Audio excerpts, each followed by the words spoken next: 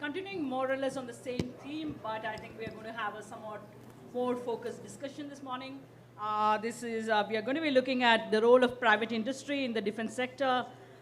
We had titled it as UK experience and the Indian requirement, but I think the Defense Secretary made a very fitting twist to the whole panel theme.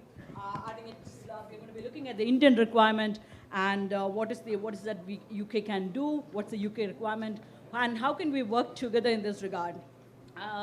It's an important subject, and I think particularly when you look at India has been making some changes. India is moving away from a purely state-owned defense enterprise to one that would see a large private sector participation in a sense.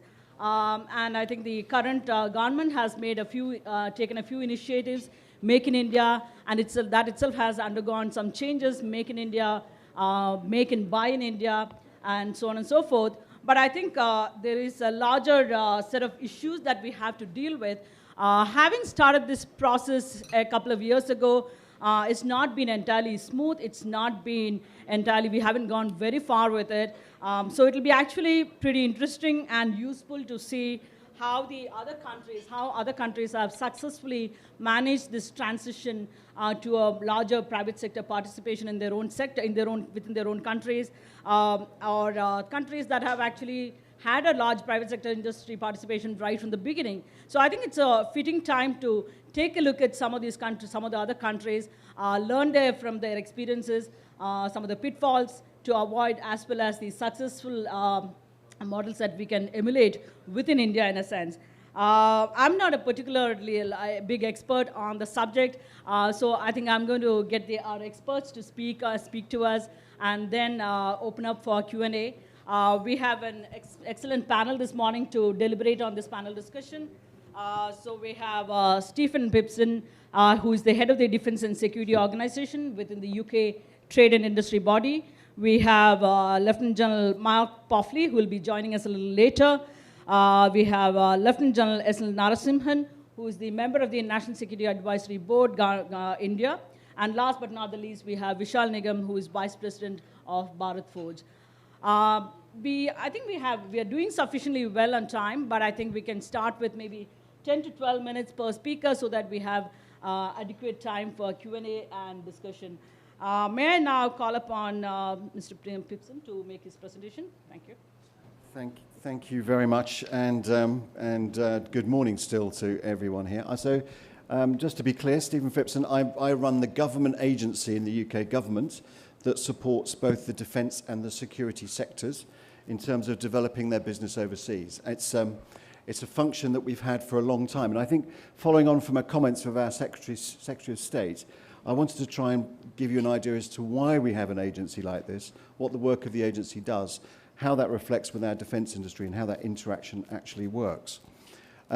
Secretary of State talked about the transition over the last 7 years, but of course we've also been going through a transition from public to private ownership of the UK defence industry for many decades. That process is a very long-term process, and in doing that, the government recognised early on that you have to set the right conditions for private ownership of defence assets and defence companies in the country.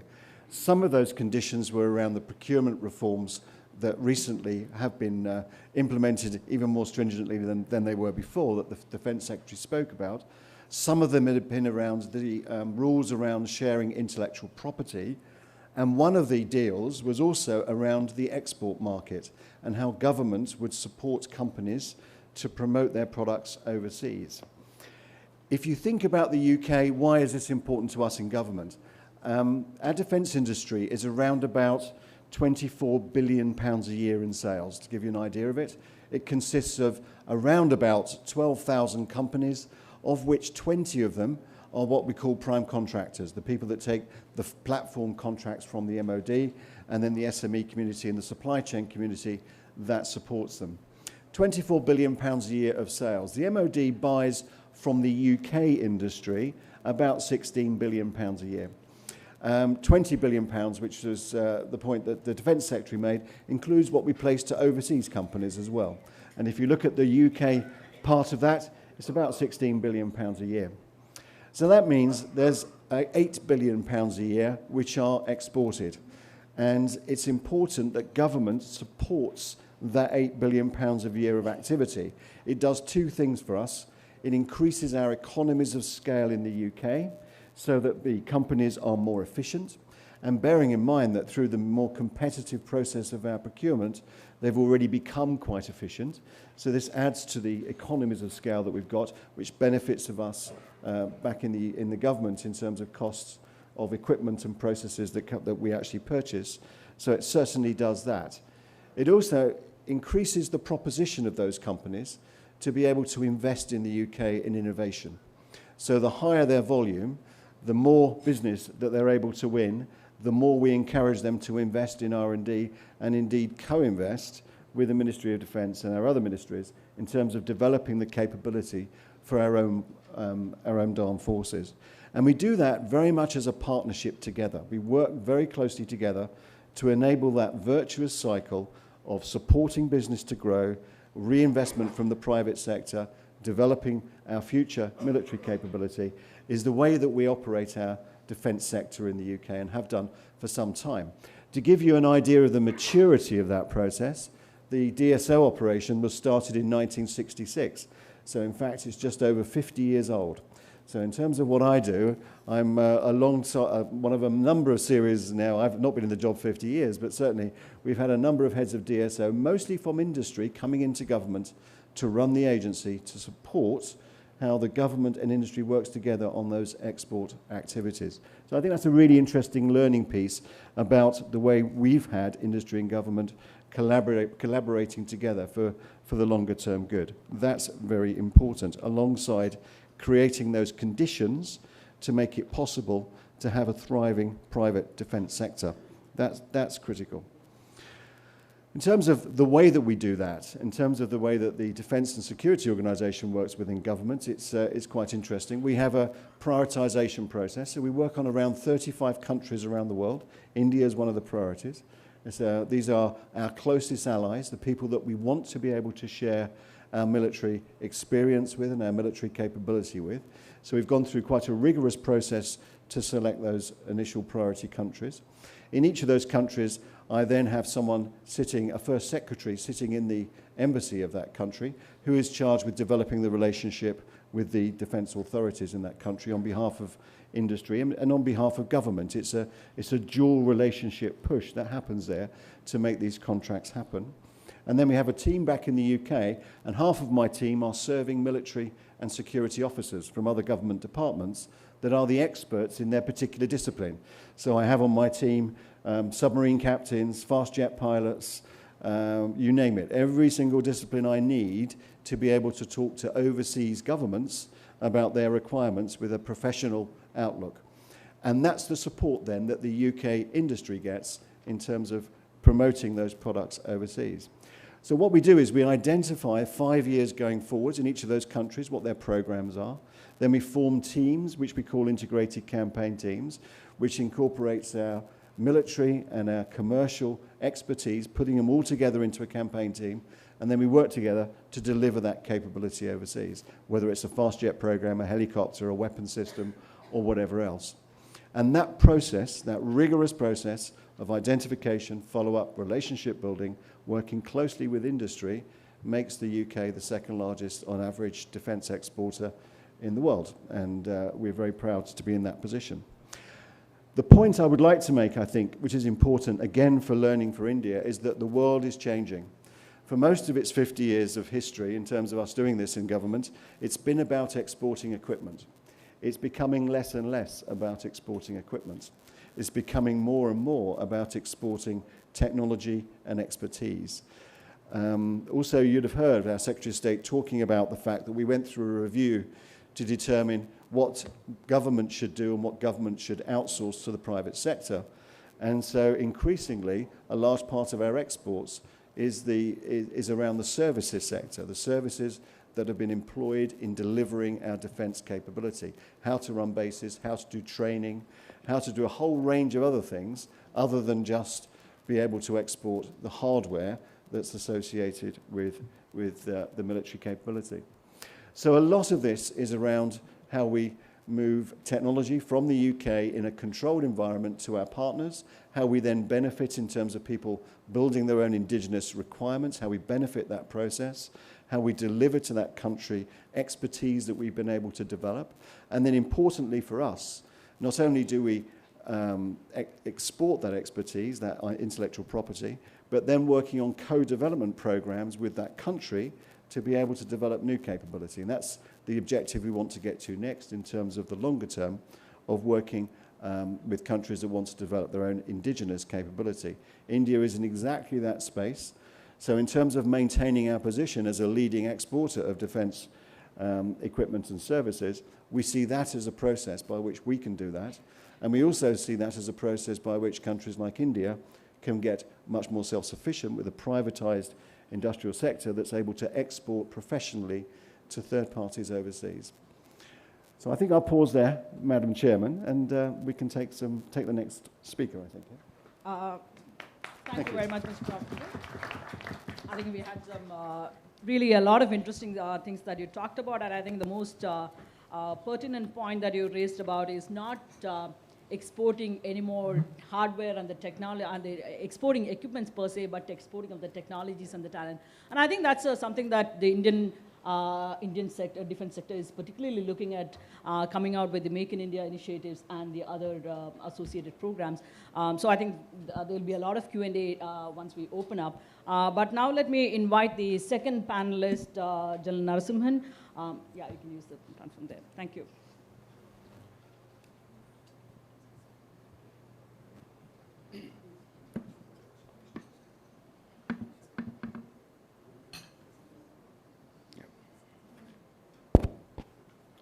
Good morning, ladies and gentlemen.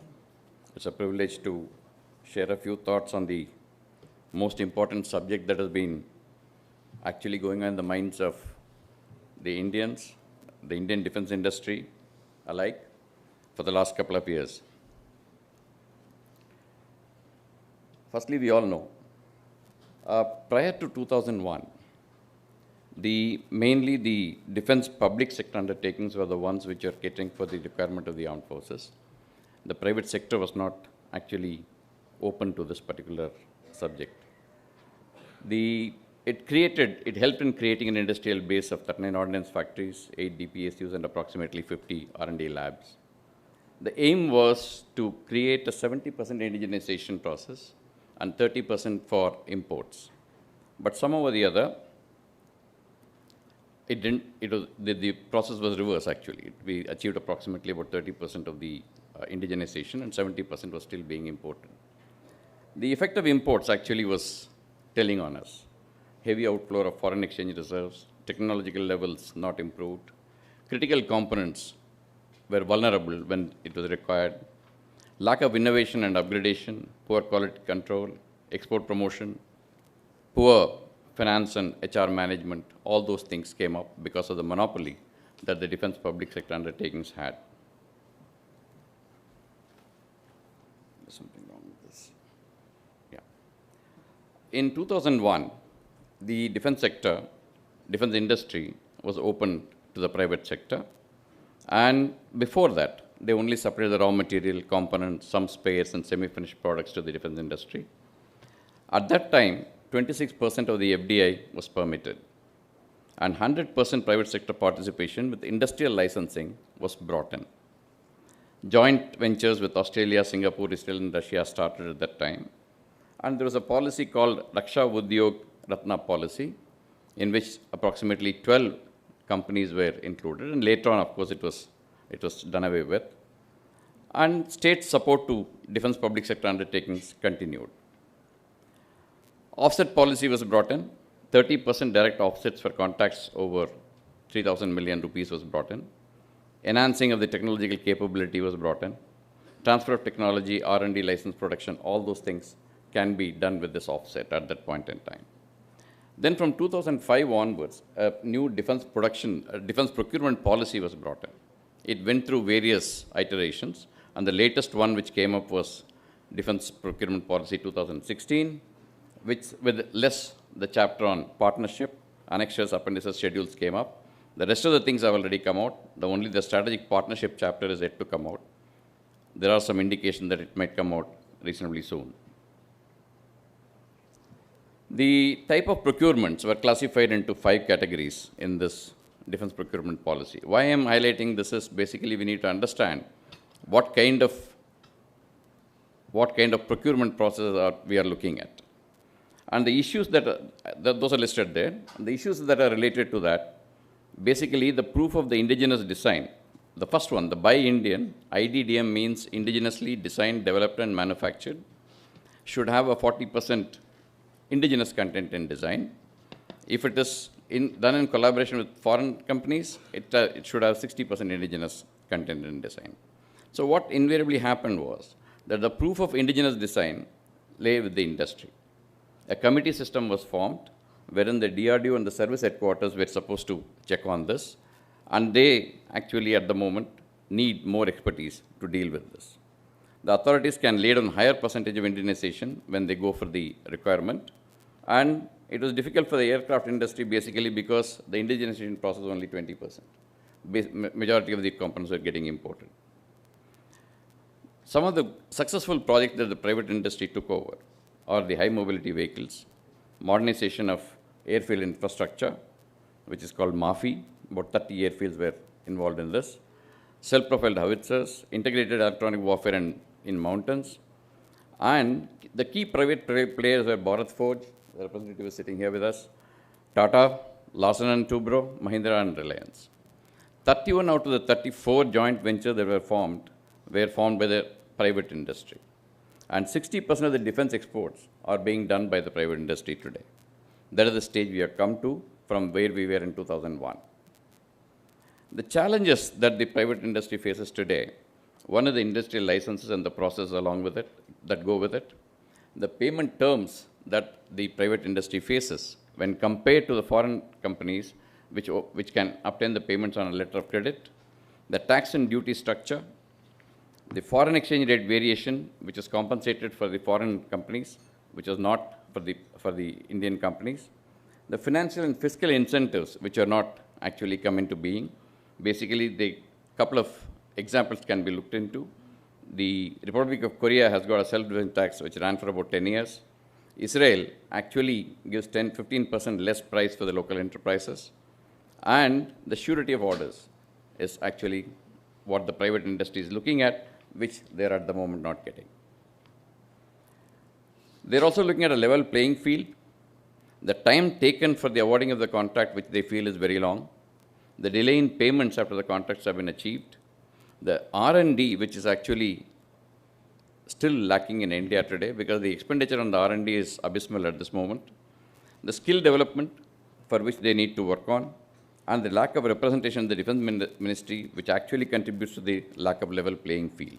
These are the challenges that they generally feel that they have. And the initiatives which the government has taken now recently, industrial licensing, most of the components have been removed from the list to reduce the entry barriers. The exports list has been made public. The end user certificates have been rationalized.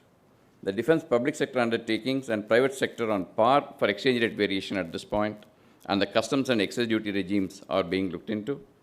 The customs duty exemption that was given to the Defense Ministry has been done away with to give a level playing field, and to also to encourage Make in India. Enhance government funding and reservation for certain projects for micro, small, medium enterprises.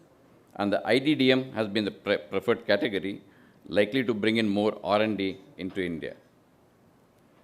The FDA has been increased to 49%, and in some cases, on a case-by-case basis on the government route, to 100%. Guidelines for DPSUs and the Ordnance Factory Board for outsourcing and vendor development has been issued. Offset partners can be prescribed later also. Initially, you had to, when you enter into a contract, at the initial stage of the contract itself, you're supposed to identify your offset partner. That has been now done away with. The no objection certificates now are available online for exports and other things. Make in India portal has been established, and the renewal of the registration of the companies can be now done on the self-certification basis. So basically, what has happened is the industry's problems that they were facing are actually being now looked at certain initiatives. They're yet to take a good shape on ground, but they are in the process. I'll finish here. Rest of the things we'll take it on the on the question and answer session. Thank you. Thank you, General. I think that was a fairly comprehensive overview of where India started and how India is transitioning to bring in the large private sector, private industry participation, and some of the challenges, hurdles as we move ahead in ascent. Now let me welcome the third speaker, Vishal Nigam, to address us on the subject. Thank you. Thanks, Raji. Sorry for the delay. There was an issue in terms of the presentation. Before I start, let me just tell you where I come from. I work for Bharat Forge Limited, which is the flagship company of the Kalyani Group. We largely operate under 6 verticals, manufacturing wide range of high performance, critical and safety equipment. Over the years, we are transforming from being competent suppliers to becoming development partners, and we've done that through focus on process, innovation, technology, and value add. Where do we intend to go? We intend to make substantive progress in the future in terms of adapting to technology, looking at new technology in the field of 3D, that is additive manufacturing, electron beam welding, whether it's laser welding, MIM, or for that matter, nano. By the way, we also participate in India's defense economy. And today's topic is not about Bharat Forge, so I'm going to focus on the defense economy. But my mandate here is not to tell or identify areas where we could partner with the UK. I leave that to the policymakers. What I'm going to do is identify some pain points that we have as an industry and learn from the UK experience. As the Secretary mentioned, they have 50 years of experience. We are still very early in that stage, and that is where my discussion is going to be focused on.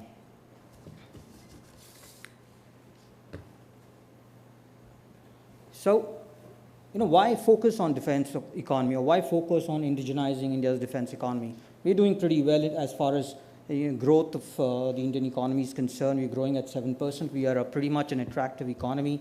We have sectors like services, IT, whether it is pharmaceuticals or even gems and jewelry, contributing substantively to India's growth story. So why focus on the defense economy?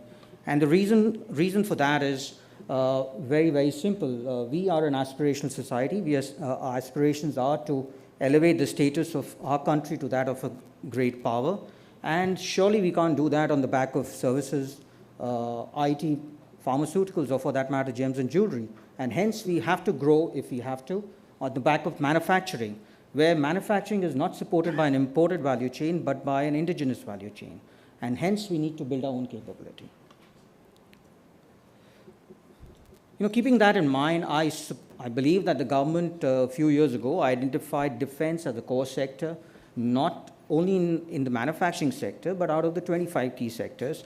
And the reason it did that was to drive and unleash innovation in the country, manufacturing, and elevate India's status to that of a preferred manufacturing destination. Well, do we have that capability? I will discuss that in due course of my presentation. But where are we right now in this historic curve of power? Quite clearly, we are rising. Are we there to take the responsibility of becoming a great power? Obviously, we are not. We are putting in place the sinews of power. We're gradually accumulating. And in that context, we are looking to revolutionize our defense economy. But how do we do that? Very clearly, government has acknowledged that there's a need to reduce state control. You require greater accountability, greater efficiency, need a more collaborative approach with the private sector industries, which apparently is happening. We need to outsource and subcontract production and R&D to private sector. There are a large number of medium and small scale enterprises in this country who are extremely innovative, and they have great potential to contribute to the growth of India's defense economy. We have to do that, we have to reduce the protracted timelines, and that in a way would also reduce the cost and in turn upgrade and indigenize capabilities in the country. Where are we right now on the growth part of developed defense industries? UK spent about 50 years. We spent just a few years, to be precise, 15 odd years in this aspiration of ours. So we clearly in the early stages and probably between the early and the growth stage. So we still have a few steps to climb before we elevate our status. And to do that, we need to see if there are opportunities. And when you look at that across the services, you have tremendous opportunities, primarily because we are in the process of replacing our inventory, also upgrading some of them, buying new inventory, and hence there is huge opportunity in the defense sector.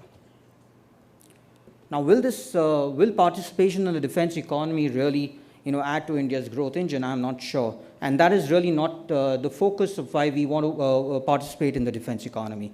There was a slide which many of us sitting in the audience would have seen it many a times. And there was this report which came out 10 to 15 years ago stating that if we participate and we reduce the self-reliance index by X percentage, you'd have more jobs. But that is not the point of concern. What's going to happen when you participate in the defense economy is that it is going to add value to India's innovative index, and that is important. Let's do a reality check as to where we are. We have the framework in place, we have everything going, we know the direction, we see the opportunity, but there's a real problem there. The vehicle is just not moving. And we need to sort out that problem, and that's where we can take the help of our partners from UK and help us solve the problem. To do that, we need to see where we were in the past and where are we today. General Narasimhan did mention all the issues that were challenges in the past, and many of them have been addressed. One of the greatest challenges probably at the beginning of this decade was we always spoke about the lack of vision. We also spoke about extremely slow decision making. There were occasional outbursts in terms of indigenization, talking about the skewed self-reliance index that persists in this country. A few practical measures were taken, though. And at times what happened was, in the eagerness to change, we made a number of iterations as far as the policy was concerned. We changed the DPP a number of times. We brought in a number of revisions, and it's all okay because the process itself is evolutionary. We need to find the right process according to our characteristics and not according to what exists elsewhere. So that is absolutely fine. Also, in terms of the process was always charged that it favored foreign equipment. And the reason that the DPSUs or the services used to head was because of the extremely skewed or inverted duty structure. And this was again a slide which was flashed many a time by some the participants sitting here as well, that when you look at the duty structure which was prevalent, it was cheaper to buy equipments from abroad, and if one carried out value addition in India, it was about 16 to 25% more expensive. There was also issues regarding the exchange rate variation, which apparently been sorted out. Also about the LC payments, which General Narasimhan alluded to. So a lot's been done. There has been a great deal of traction, at least at the policy level, when you look at the defense economy. Policy, by and large, is set. Obviously, we need more changes to happen. They will happen. There's a perceptible shift towards Indian industry. That's good news. There's a new categorization which favors Make in India, which General Narasimhan also alluded to. I'm not going to talk about that. The FDI now has been enhanced to 49%, and if required, 100%. But is foreign direct investment the panacea for all our problems? Obviously, it's not. There were issues regarding control and ownerships which existed, have been solved. Institutional investors were not permitted earlier to participate in the sense that if an Indian industry had institutional investors, it could not participate. That issue has been sorted out. There are many large programs which are now gravitating towards the Indian private sector. the number of press notes which were released in 2015 and 16, at times it was difficult to even track them, and that was all a result of the policy changes. The government was ready to listen to you. The government was ready to make changes, but there is a difference between changes in the policy and implementation. When you look at licensing, the number of licenses have been reduced. There was a clause in terms of licensing where the validity of license was 3 to 5 years. Now, the process itself at many a times took more than 5 years, and every time it went at the end of 5 years, the private sector company had to go back to the government to extend the validity of the license. And logically, it should have been extended, but it was extended in 2015, where they extended the validity to 15 years, extendable to 18. So that was just to make it easier to do business, and India is surely becoming an easier place to do business. Not the easiest, but we are moving forward. So what needs to be done next? I think the problem is about access to the market. And how do we access the market? We can only access the market if you have the orders coming up.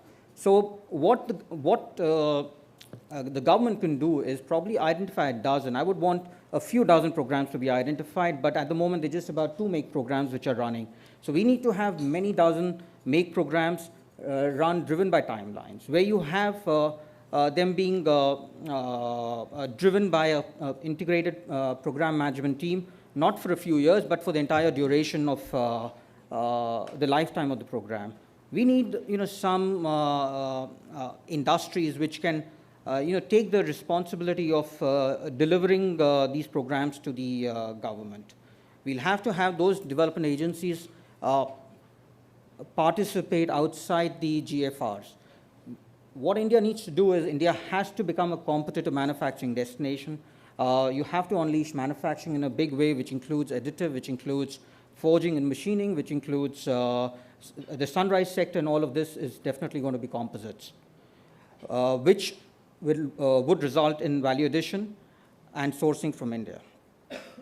It's cliche to talk about space and missile, but let me just do that. Like it was done in space and missile, we probably can do that in A&D. A&D has to become a strategic industry where the government will have to hold hands, at least for some time, in terms of providing infrastructure, SOPs, whether it's R&D, and then you'd probably see this industry blossoming. Now, to understand all this, we always talk about technology. Where are we really in the technology segment? Is technology the real issue? I think we are almost there in the adequate, have the capability to move from the adequate to the competent. So in my view, technology is really not the issue. And I can say that in the middle of this decade, in the 21st century, I couldn't have said that probably in the 1980s and 90s. The reason I say that is today, many of the private sector industries are global companies. They have experienced success overseas, and they are ready to come and plow back in this country. They are capable of embracing, engaging with niche technologies. Indian industry has delivered state-of-art technology in the past. We can do it in the future. There are some great programs running in this country. When you look at it recently, you have the ATAGS, you have the LCA, which is coming of age. You have almost 50 ships being constructed in this country. So if technology is not the issue, then what is it? What is it that is stopping this vehicle to be moving? And when you look at investments, investments, there are some data which says that there is investment happening in this country. But is investment the real issue? When you look at the FDI market database in global defense, in the last 15 odd years, there are about 250 odd programs with capital investment of about $4.5 billion. In India, you've had almost 400 million foreign capex for 17 projects which have come up. This figure is surely in variance with what is there in DIPP, but the point is not about that. The point is investment the issue, or there is some other problem that is holding this economy to be moving ahead? Infrastructure is there. We need to really reorganize that. Policy traction, there's been a great deal of traction in the last at least 2.5 years that's taken place at the policy level. But process is something that is really holding us back. And until unless you don't address the processes, you are not going to be able to get access to the market. And also the mindset. Because in a monopsony market, when you look at the procurement process, becomes an extremely important tool for creating opportunity and encouraging private participation. Also in terms of efficiency, here I look at defense through the prism of the 9 DPSUs and how many, about 30-odd ordnance factories, probably more. The efficiency of those in terms of the average is much below the average efficiency. When you look at the private sector participation in auto and engineering, I think we're probably there in the right quadrant and all of that, which is the innovation index, export, and productivity. The other issue is about R&D. Both private sector as well as the government is too stingy as far as R&D is concerned. And why are we not investing in R&D? I mean, okay, we should be investing. Some of them are investing. But until unless you don't have orders, you don't have revenues, where are you going to invest in R&D? Or for what should you be investing in R&D for? When you look at the total expenditure on defense R&D, US spends about 11%, China spends about 16 to 18%, India spends 6%, and half of that goes into the administrative cost. When you look at total R&D as a percentage of GDP, we spend about 0.8% of a total 0.8% of the total GDP on R&D. That is extremely less. There's always this issue about capability. Or is it capability or is it access to market? I think it is the former. When you look at market opportunity, I think the opportunity is really big, cutting across all the sectors.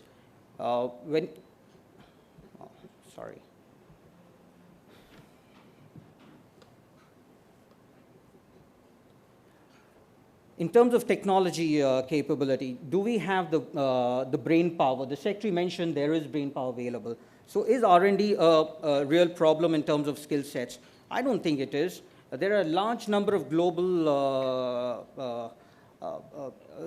MNCs which are operating out of Bangalore and Hyderabad, saving billions in terms of dollars in revenues for their companies. Why can't we do that? There is always this thing about the Indians go and blossom overseas. Why can't they blossom in our own country? One of the examples of that is a startup which now aspires to send the rover to the moon. And I mean, at the end of the day, it's an Indian startup. If they can aspire, why can't we?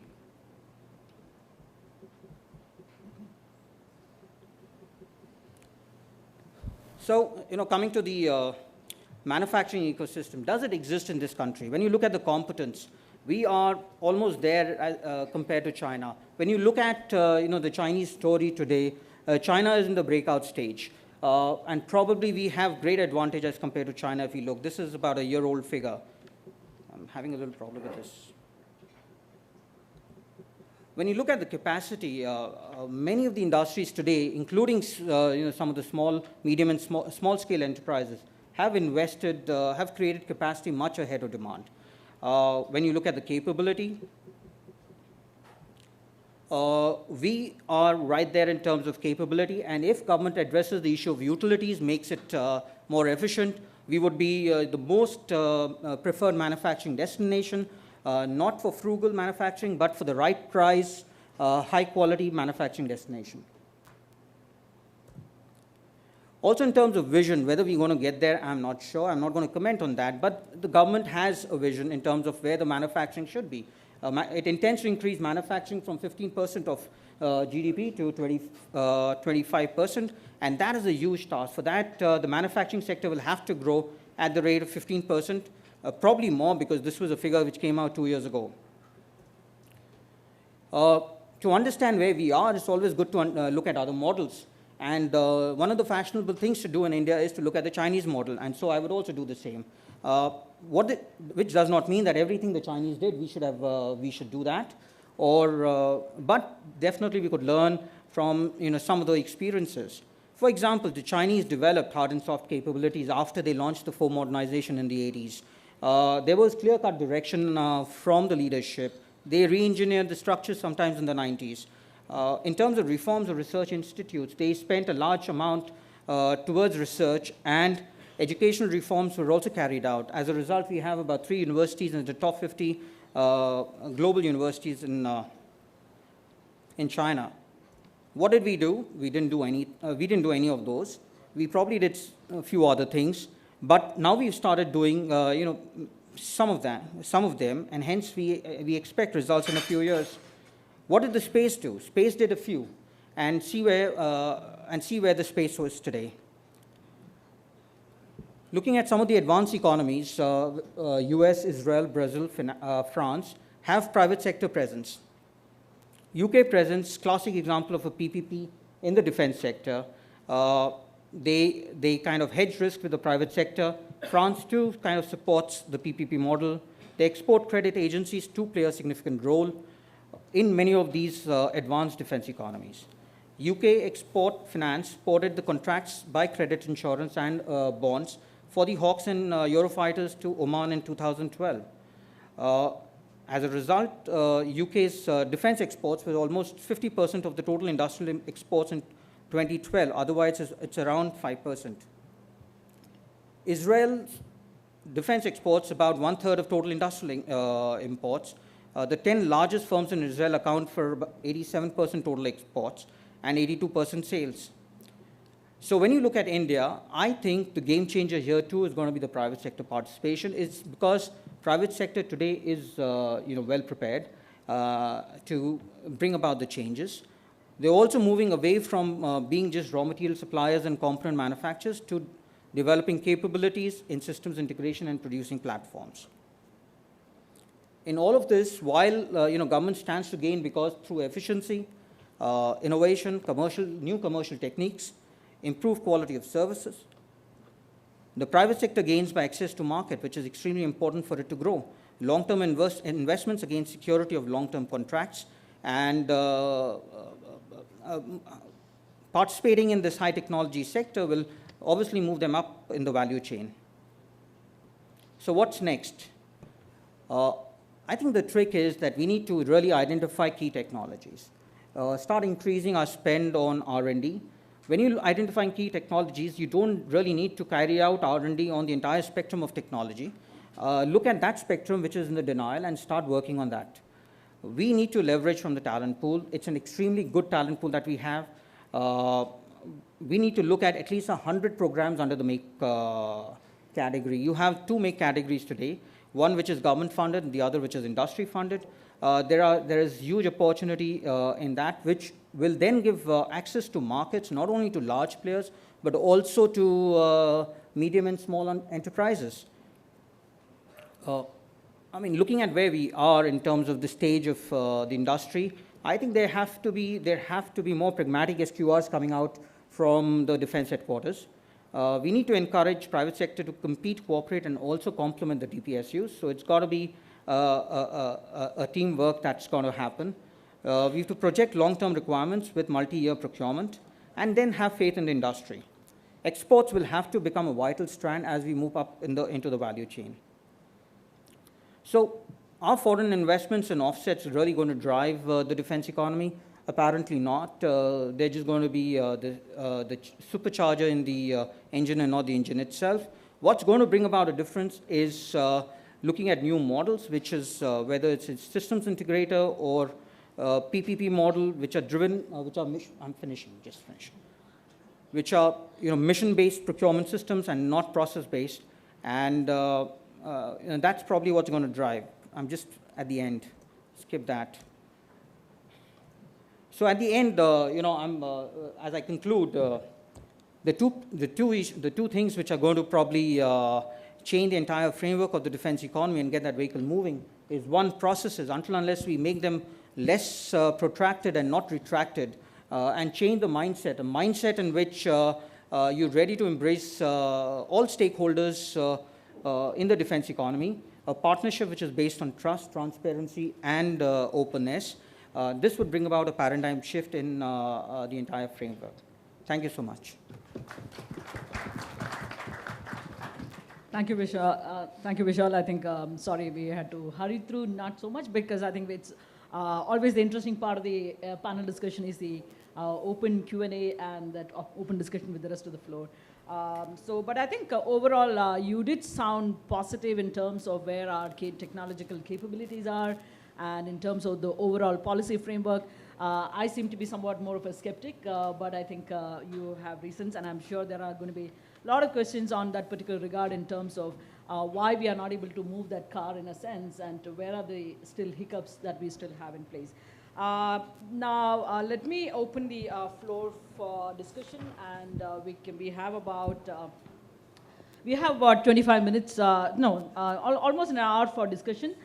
So if you can identify yourself and the organization that you represent, and questions, comments can be brief, I think that will give us a lot more time for Q&A. First user. Hello. Also, Former hoping the Indian question Ambassador is- Surendra Kumar, my question is to Mr. Stephen. Sir, you mentioned that UK is now the second largest defense exporter. My question is very simple. In your defense export deals with India, you insert a clause, no middleman has been used or will be used. We have in the past very bad experience in this regard. No middleman has been used. Is this clause inserted in your defense deals with India? Thank you.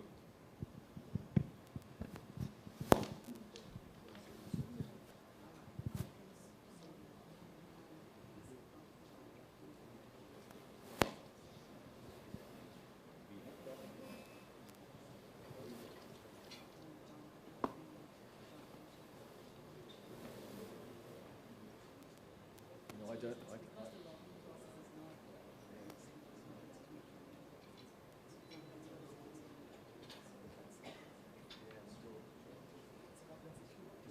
It is a complicated issue. I think the answer is I don't know. I don't think it's actually a specific clause. I think we have a framework of procurement regulations around how we do procurement in the UK, and companies are expected to comply with that. Whether it's specifically in there about middlemen in our procurement contracts, I don't know the answer to. And of course, what we do is work with our companies to make sure they comply with regulations when they're selling abroad, with the regulations of that country, and also the ones that we have in the UK around using agents and those sorts of requirements. And I know India has been through quite a bit of change around this, but it's a good question. I think it's to do with the generic legal framework rather than specific clauses in the UK. Is it Manu? Yeah. Somebody can pass on a mic at the back there, please. To the table there.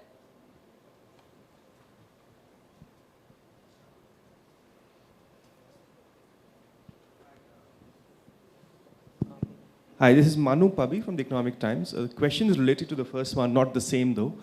You know, as India and the UK get together and the private sector is the way forward, transparency and, accountability and, upholding integrity will be a very important part of it. And as we've seen in the past, there have been some incidents of, people working on the edge of law. What I want to know is that what can the Indian and the UK industry do together to get over this, this trust factor? Is there something beyond just the regulations and the governance clauses that are there that exist between the two? Is there something that can be done together, to ensure that this past is actually behind us and we can move forward on something better, more transparent? Let me answer some of that question for you. I mean, if you look at the issue of around bribery and corruption legislation, for example, the UK's got the highest standard in the world. We have the highest bar. And as a consequence of that, our companies strive to have the highest level of ethics and the way to do business going forwards. And if you look at, some of the more recent examples of some of the problems there have been, they are in the past. Very much now our companies are operating in a very different world and a different way. And the trust that we certainly have between the government and our main contractors in that regard, in their compliance procedures, is at an all-time high, I would say, in the UK. And when we go and talk to other countries' governments about their procurement processes, we obviously reflect that fact with them in our discussions, that our expectation is that our industry operates with the highest amounts of trust and transparency. We have a whole load of processes in the UK that help us confirm that that's the case, that working environment's the case, and we want to have other countries participate with us in making sure that that is the way of doing business going forward. So you're right, it's a long, slow process, but we believe we've got very, very high bars for this in our country, and it's something we want to share with other countries around the world.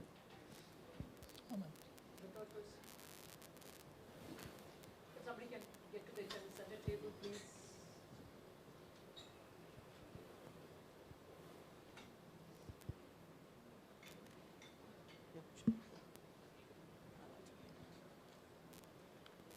I'm Commodore A.J. Singh, formerly from the Indian Navy and a former Defence and Naval Advisor to the Indian High Commission in London. At a time when UKTI, DSO shifted from the MOD to the UKTI, sir.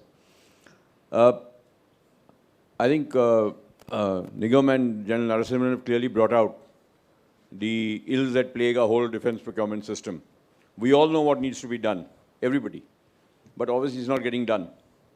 Now, why it's not getting done is a million-dollar question. The UK, on the other hand, has gone perhaps very fast into the transformation process. When I was there were a couple of people who advised me that follow our transformation process, but don't do it so fast because we made mistakes. It's very difficult to come back from now. From the armed forces point of view, the minister mentioned about things like carrier strike and Nimrod capability. I think the British armed forces really lamented loss of that capability and getting it back now, where he made an allusion to that Indian aircraft carrier experience may be used by the Brits to get back their aircraft carrier experience, which is surprising. Nevertheless, the point I'm trying to make is, and this is General Narasimhan and Nigam, that what will get that level of trust to be developed between private industry and the political leadership and the bureaucracy to be able to allow private industry to be an equal stakeholder, as it is in the UK, where I'll give you a very small example. I'm a submariner. The British Submarine Rescue Service is run by one commander and one petty officer. That's all. It's company-owned, company-operated. And they're committed to deliver wherever delivery is required, whenever, and for that number of days a year. That same equipment is now coming to India. It's a contract which India and UK have signed.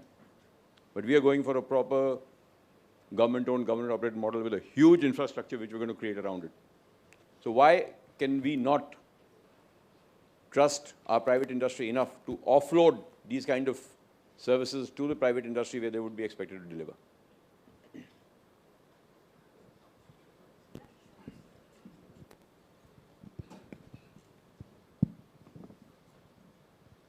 Basically, what is actually holding us back are two things. One is the mindset, which has come in over a period of time. But you see this in the process that the defense procurement procedure has taken place. Starting from 2005, when this procedure every time got revised, it became tighter. Now is an effort that is being made to make it more open, more participatory. So it's a matter of time probably that we will look into that trust business with the private industry. That is one. The second thing is the organizational structures that we needed. They need to be undergoing a little modification, which at the moment is being looked into. I think the mindset and the organizational procedures and the structure, if these are changed, I think the desired result will be there.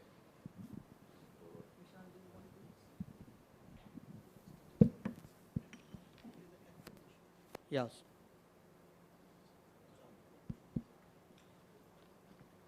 So yeah, sir, like you said, I mean, I don't know what's going to change to make them trust us more than what they've done in the past.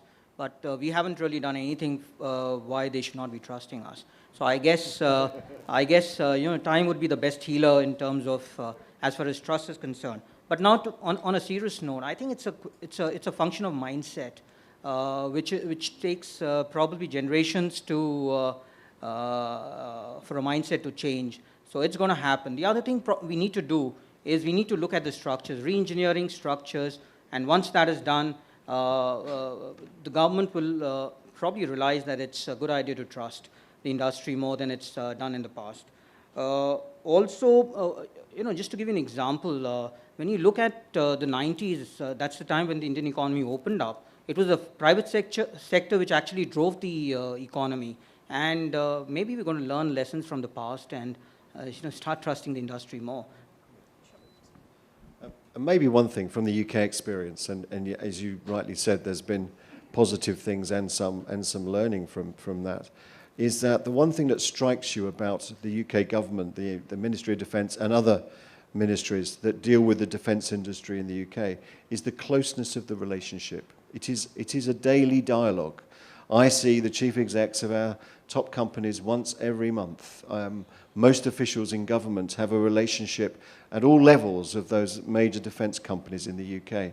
We have formal forums where we can discuss matters around terms and conditions and around other conditions set in terms of defence contracting. We have joint innovation initiatives working between joint R&D between the MOD and between industry, and we have lots of different funded activities that do that, including one recently which the Secretary of State announced for £800 million of funding for new innovation with the defence industry to support them in their innovation thinking going forwards to find new capabilities. So there's a very, very, very close dialogue, and even though we've made mistakes, it feels like a very close community. So that trust is built up over many years by joint working together is one of the ways that certainly that's happened in the UK. Thank you. Dinakar at the back, and somebody a mic near the bar. My name is Majil Chakravarti. Sir, can you just, I'll just come back to you, sir. Okay, who wants it? Dinakar, can you pick up the mic, please? Sorry. Which one? Dinakar at the back.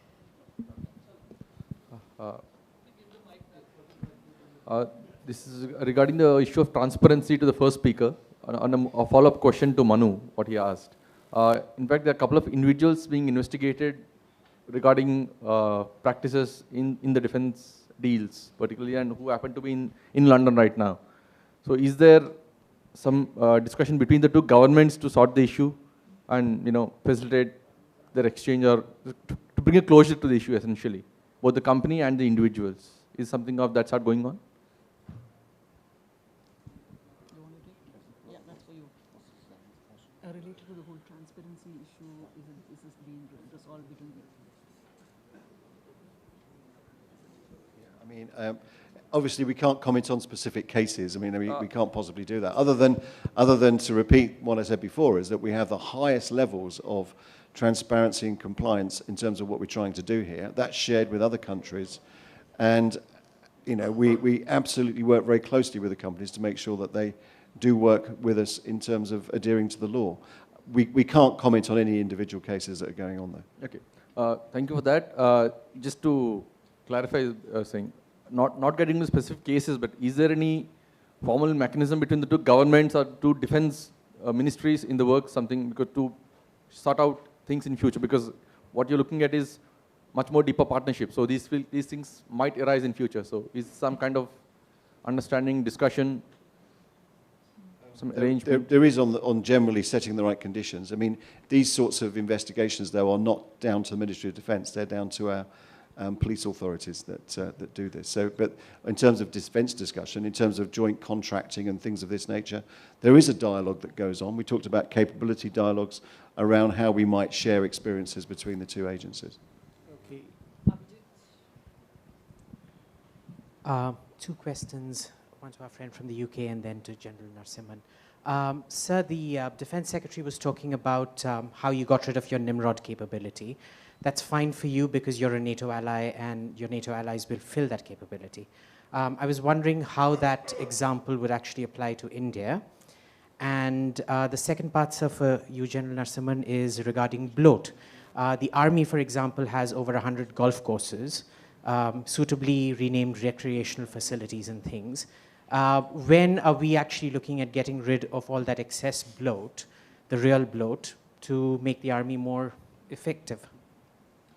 So I think the question was around the Nimrod capability. Yeah? So the maritime patrol aircraft. So we have now got an arrangement with on the P-8 MPA, so with the US government, to take on board the P-8 as our MPA, to replace what we did have originally with the Nimrod capability. And I'm pleased to say, as part of that, of course, Boeing's the main contractor.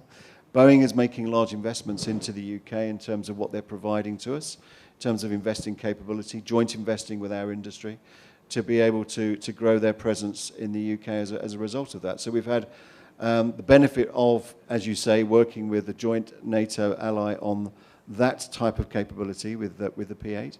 And we've also had the benefit of the contractor then coming to the UK and working with our defence industry to do co-investment as a result of it. So we think of that as a win-win situation.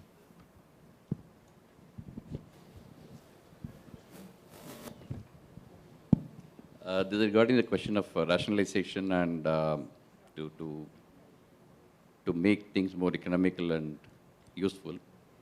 There was a study we just carried out some time back called the transformation study, which included all this. Somewhere down the line, the implementation is still in the process and it is going on. It will take some time, I presume, but I think that is being looked into. To the second table on the right, please, can you get the mic?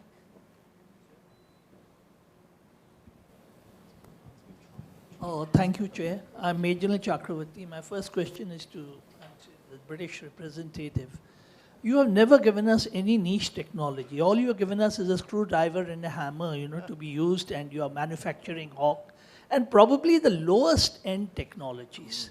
And you've been promising in all these lovely air-conditioned rooms you will do it. I've been actually involved. I'm sorry to say that Britain has never come forward. The only country that's really come forward is Russia. And are you really going to now get this talk moved to walk? When are you going to do it? Next is to Vishal Nigam. Since I've worked so closely with Bharat Forge, a few corrections.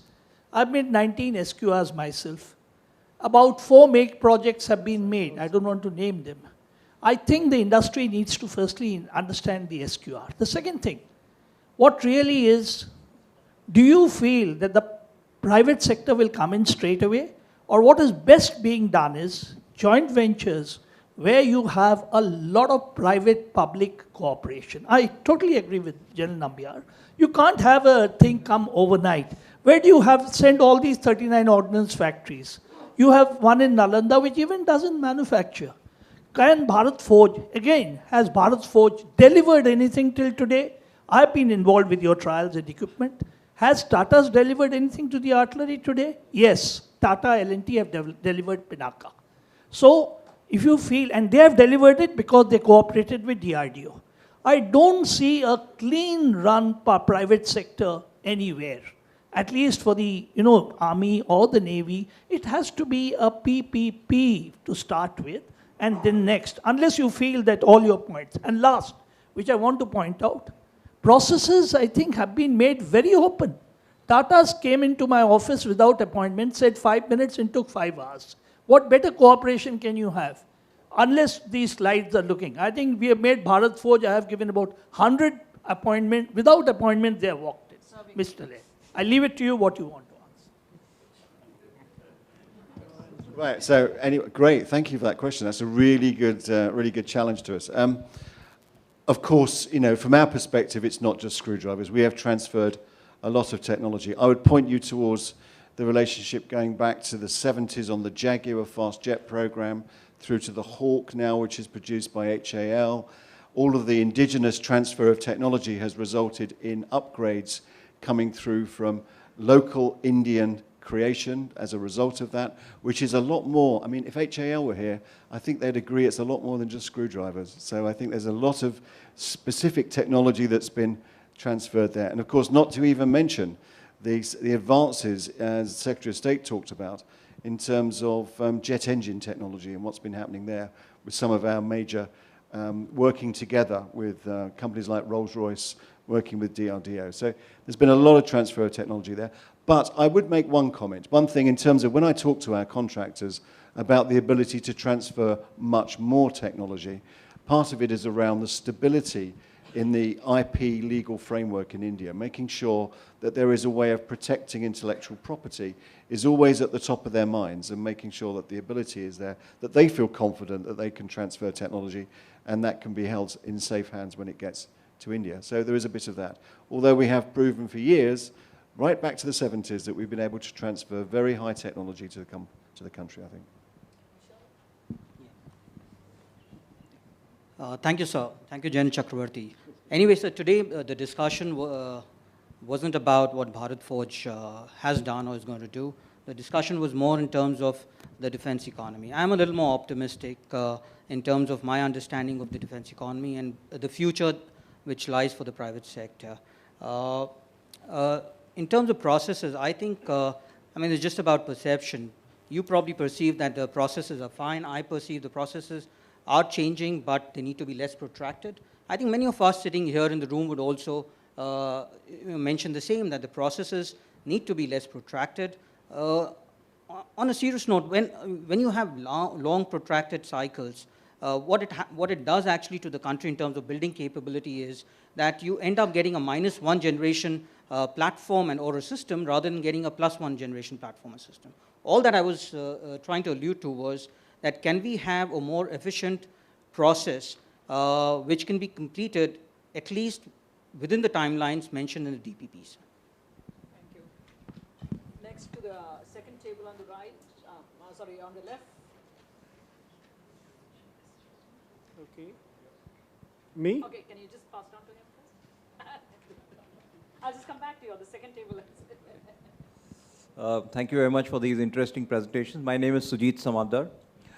My question is on two parts. First, in the last year of DAC decisions, that's the Defense Acquisition Council decisions, almost 50% of those decisions have been through the foreign military sales routes. Now, I want to understand how does the UK work the game? You've spoken about how the government of UK is promoting defense exports. Are you going to put together an equivalent of a foreign military sales program in your own country for easier cooperation between India and UK? That's first. The second is, when you're looking at technology cooperation, India has already joined the MTCR and soon will be following up with the Wassenaar arrangement and will be in the entire gamut of strategic trade controls. Now, technology and the munitions list are going to be very serious matters when we discuss third country exports, particularly domestic manufacturing in our own country. So I want to understand from you, and particularly from the UK's experience, as you showed, you all do $8 billion pounds of exports a year, and much of them would be probably under strategic trade controls. Would you be able to share those best practices so that the government of India can put together structures that would align itself with the strategic trade controls, and how can we cooperate together in firming up these issues? I'm presently with Niti Aayog as a senior consultant.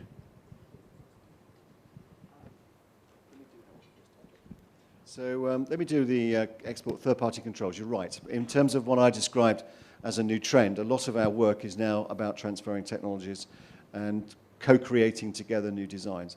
When we do that, of course, we control a lot of those technologies. Not all of them, but some of them are very sensitive technologies because they give us military advantage and they're classified technologies. So when we do that, as well as having the industrial relationship, we have to have what we call a government-to-government relationship.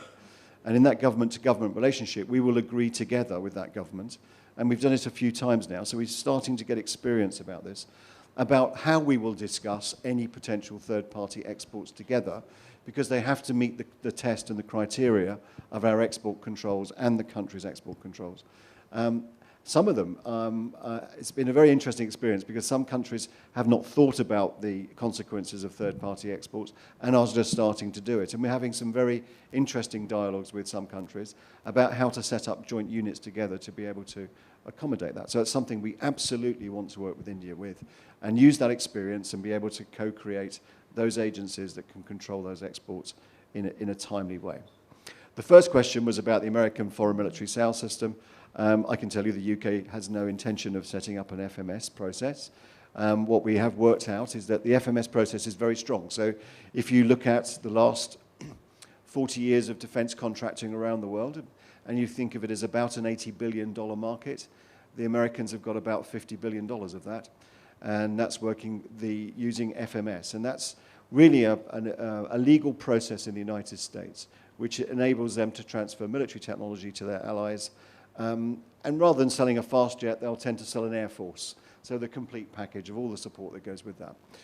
That locks you into the American system. So many countries around the world have got FMS capability. In a lot of very close countries to us have got FMS air forces, for example.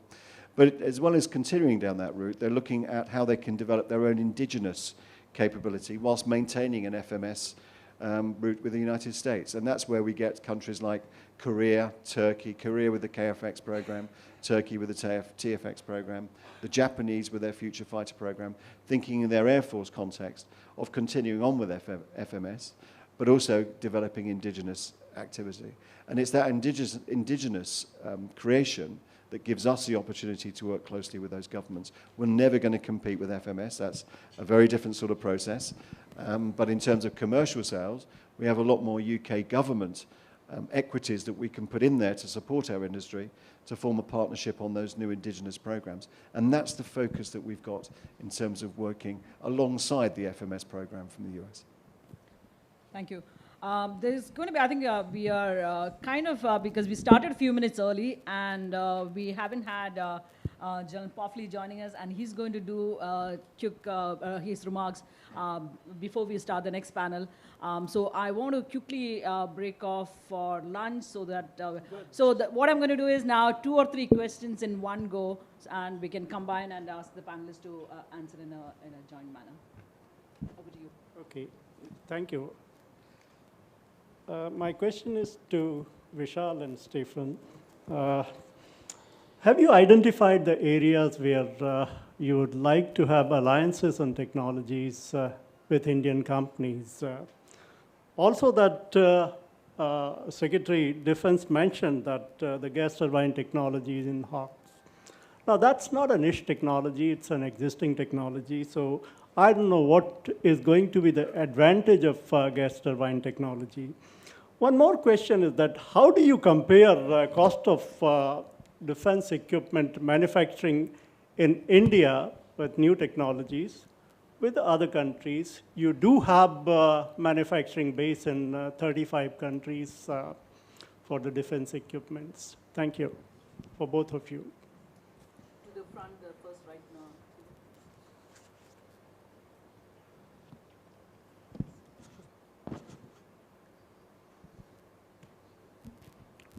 Thank you, Chair.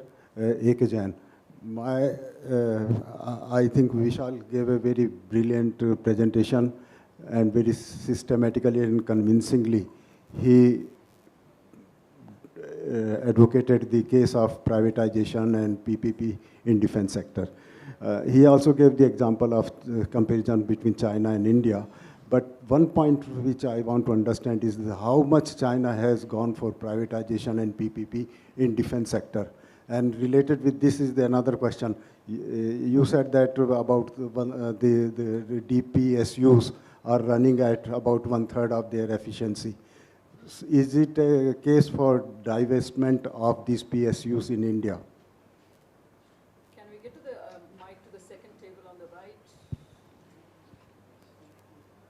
And I think that's going to be the last question, unless there is...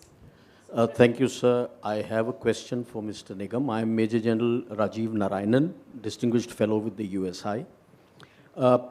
I thought what I could gather from you, you are still looking at a monopsony market, because you mentioned that during the course of your discussion. But I don't think that is what the PM looks at as Make in India. And related to that comes to the SQRs. If you're going to degrade your SQRs, you're not going to get markets abroad.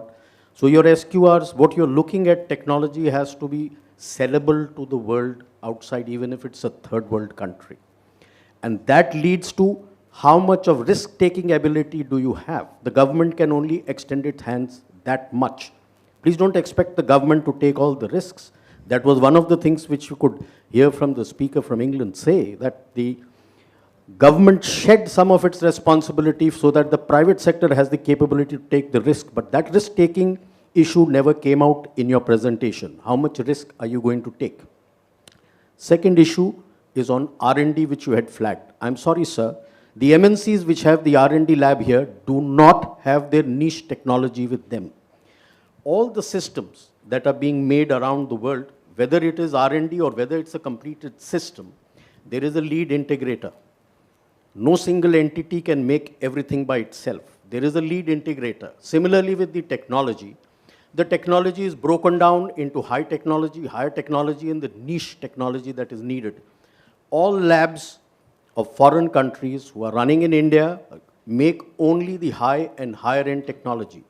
The niche technology lab is still in their country where everything else is integrated. Whether you take Intel or any other country, nobody is going to give you that. We have to reach out to our institutions. Are we reaching out? Is the private sector reaching out in the defense industry to our IITs and other technological institutions, giving them funding for these technology developments that they need? I don't think so. I think we need to look towards that. Your comments, please. Thank you, and I think we'll come back to the panelists for making any closing remarks as well. But my own one question in that sense was, do we have an efficient, sound ecosystem where there is an integration between the R&Ds and institutions, higher education bodies, in that sense, to create that system where you bring in the talent from the education institutions, universities, and other labs to industries for a seamless integration. Does that happen? That's one point. Second to our Stephen is the whole point about, at any point, I think this is always going to be a challenge, creating that right interface between the government, private sector, and the armed forces, and how easy that has been in the case of the UK in the last few years that you have been in this experiment. And I think between Vishal and Narasimhan, I think that's my point I wanted to cover in a sense. Thank you, and we will go in the reverse order. Start with you, Vishal. So I'll probably start with the last question from the general, which is a pretty loaded question. So it's not that the Indian private sector is looking for monopsony. I mean, monopsony exists. We operate in that. When you're looking for export markets, in the defense economy, first you have to sell the equipment and platform in your own country. And that's how you can then go to another country and say that this is a platform that we have, our country utilizes that platform, and hence now we are there to sell it in the other country. The third part of your question was about the R&D. Whether enough is being done, I said enough is not being done there. And that was your question as well, Raji. We need to do more. When you look at the numbers itself, the private sector is not investing enough, so is the government not investing enough. Do we need to increase investment in R&D? We surely need to increase our investments in R&D. In terms of synergy and setting up incubators, I think that's work in progress. It has started. It's going to take some more time. We need to be patient, and things will happen. Coming to the question from you, sir, about China's privatization, I have no data on what is the privatization or how much privatization is taking. I only know one thing, that sometimes in the mid-2000s, Chinese opened up its market to Airbus to set up their base in Tianjin. They rolled out an Airbus in 2009. After that, they started, or during that period of time, simultaneously, they started also working on the C919 and ARJ21. And so it is not only spin-offs, but also spin-ins. And we need to look at it from that perspective. In terms of case for divestment, I'll leave it to the government to think about it. Okay, thank you. In terms of the integration and the way that works across the UK infrastructure, there's a few comments to make there. First of all, we have at the beginning of each parliament what we call an SDSR, Security and Defence, Strategic Defence and Security Review. That's it, right, the right way around. And in there, we set out what we're going to do for the Parliament in terms of defence for the next 4 years. And part of it this time round was the support from MOD to exports, was our Ministry of Defence, our frontline commands, everyone involved in our Ministry of Defence, being part of our prosperity push to be able to go out and advocate for technologies, to be able to push those into and share those with other countries. And that's been a really positive thing in joining up what we do across government. So I'd say there's a policy angle here to government wanting to do exports and support industry to do it. If I can, just a couple of other comments that came up. There was a comment on India cost, which I thought was quite interesting. India cost is very good. So when we compare British platforms that have been made in the UK and where we've made transfers to India, the economics are very good, definitely. India is much better. Many after some experience at producing some of those things at more economic cost. But cost is only one part of this. The defence exporting market is cost sensitive, but cost is just one element. It accounts for less than 20% of the decision by the government overseas. More importantly, is it in service? What's the doctrine around it? What's the training package around it? What's the service and reliability of that platform?